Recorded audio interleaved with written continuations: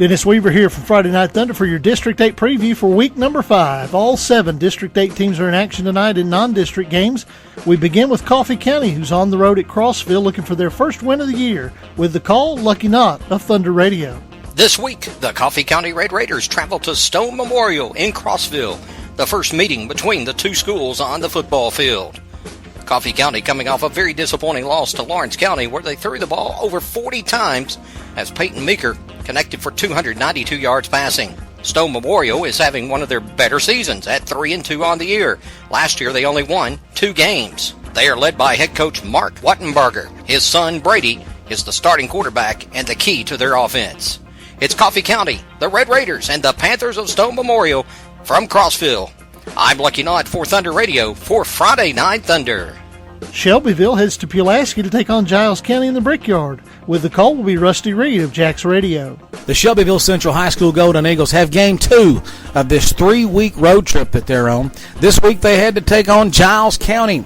Now, last week against Franklin County, not a great night on the football field for the Golden Eagles as they take it on the chin. However, a non-district game for the Golden Eagles. Again, tonight, another non-district matchup as well. Giles County, though, putting a lot of points on the board and putting a lot of yardage in the stat column.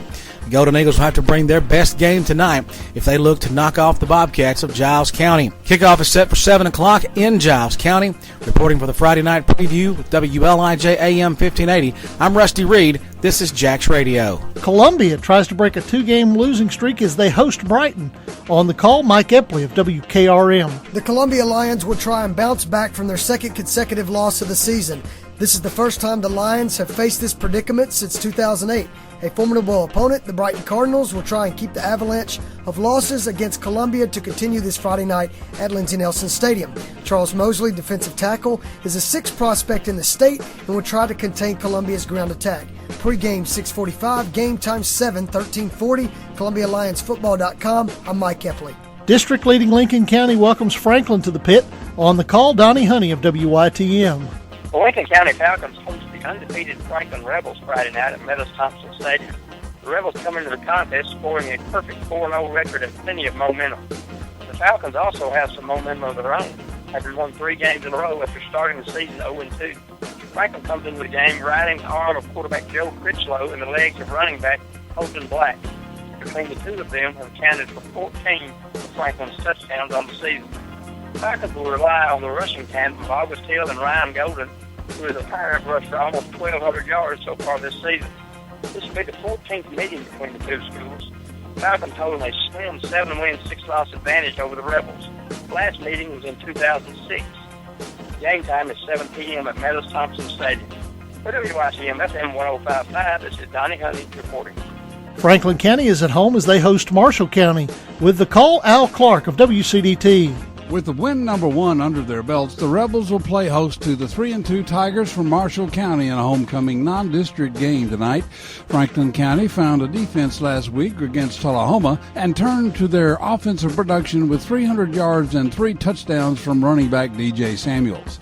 The Tigers lost to 8AAA Shelbyville in week 0, but posted a 35-28 win over Columbia September 13th. Can the Rebels avoid the distractions of homecoming and continue to improve in order to have a shot at another win Friday night? Find out on Franklin County's sports leader, WCDT. I'm Al Clark. Lawrence County will host Spring Hill, and on the call will be Stanley Wilson of WDXE. After losing the first 2 games of the season, the Lawrence County Wildcats have reeled off 3 straight wins. They picked up their first district win last week by beating Coffee County 42-21 on the road. They return home this week trying to keep the winning streak alive as they face the Spring Hill Raiders in a non-district game. The Wildcats' offense has been rolling in the last 3 wins as they have averaged 42 points. All 3 wins have been the come-from-behind variety, and the Wildcats hope to jump on the Raiders and get the lead early. If the Cats' defense can step up, that may be the case tonight at Hendrick Stagg Stadium. I'm Stanley Wilson, reporting for WDXE Sports. And Tullahoma welcomes Warren County to Wilkins Stadium for homecoming. On the call, Scott Chasteen of the sports radio The Ticket. Tullahoma High School celebrates homecoming this week, trying to shake off back-to-back losses that have left its football team in a perilous place. After being upset by Franklin County last week, the Wildcats find themselves in must-win games for the next 3 weeks. Fortunately, though, tonight is not part of the must-win list. John Olive has indicated he may rest some starters to help them be healthy for the stretch drive, which means some new faces could get a chance to shine in front of the home crowd tonight. Returning home for the first time in a month, Tullahoma hosts Warren County at 7. For Sports Radio The Ticket, I'm Scott Chasteen. That does it for the District 8 Roundup. I'm Dennis Weaver of Friday Night Thunder.